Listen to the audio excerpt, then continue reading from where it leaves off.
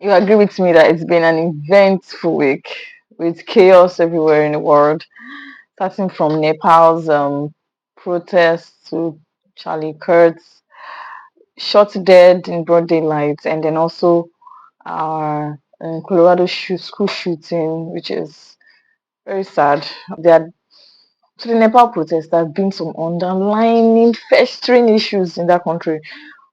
Basically, the protest was triggered by corruption, the years and years of corruption, the oppression from the government to the citizens. They had felt like as if they had had enough, and when they had their backs to the wall, they just went like they had nothing to lose. They marched. A few weeks before the protest, there had been some trending challenge on TikTok, on Instagram, some social medias where there is the challenge was about Nepo babies. So imagine now, socialite in Nepal, these children, posting their daily lives, eating caviar, going traveling out of the country.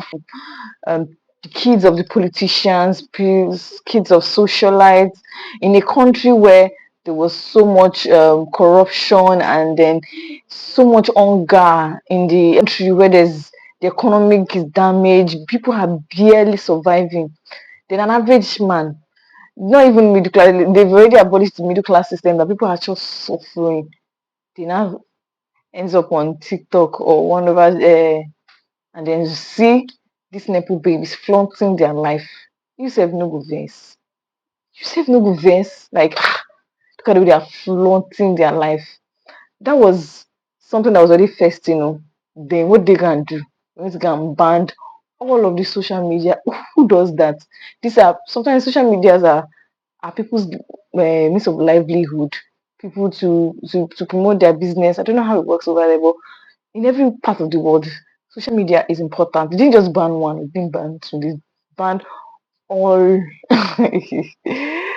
What was the initiative behind that? Honestly, I wanted to do because if they're just passing laws and passing this, they should be at least, I'd like to hear why they think that would be a good idea. And of course, the Gen Z of fall back and they're like just done with it. I was like, what is this?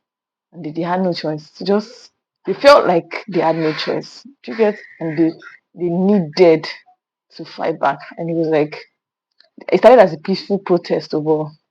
I guess the way the police are now, they will pull rubber bullets, tear gas, and all that. And somehow it escalated, and that's how they patched into parliament and then just did unthinkable stuff. The amount of damage that was done.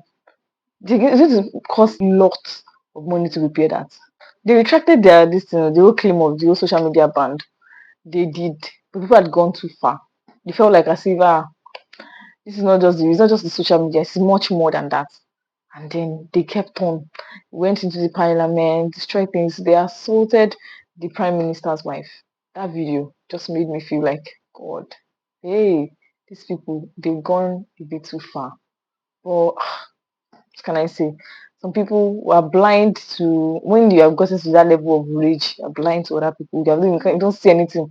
Resigned, and I think they were recorded at least 30 to 50 people dead. Number as of Friday was like 50, I think. So many others injured, and but as of now, the army has taken over. They stormed into the streets to control the issues. There's been a curfew infused, and then just to get calm everything. I think there has been some volunteers also cleaning up the mess in the streets. I do wish Nepal the very best. I hope they get something out of this because, and this, of course, will be a lesson to Nigeria, Nigerian government that the way we are going in this country, they keep pushing and pushing. I'm not saying or encouraging that there's going to be a protest. It reminds me of the 2020 NSAS protest and how everything went wrong. That didn't end well for us, and hopefully it never comes to that. But they should learn that people need, they should respond and listen to us. The economy is dragging so much that we need to intervene. We need some intervention in this country. So it's about Charlie Kurtz, 31 years old, co-founder of Turning Point. He's an activist. He's an activist, an influencer. I think lately he's been going around universities, giving his opinions to whoever seems to care. And then he was shot in broad daylight, though.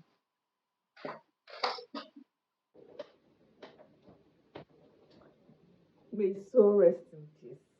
I mean, it was a very sad thing to be gone down like that in public without any remorse. Some people have gods. I'll tell you. The shooter was found and was identified as Tyler Robinson.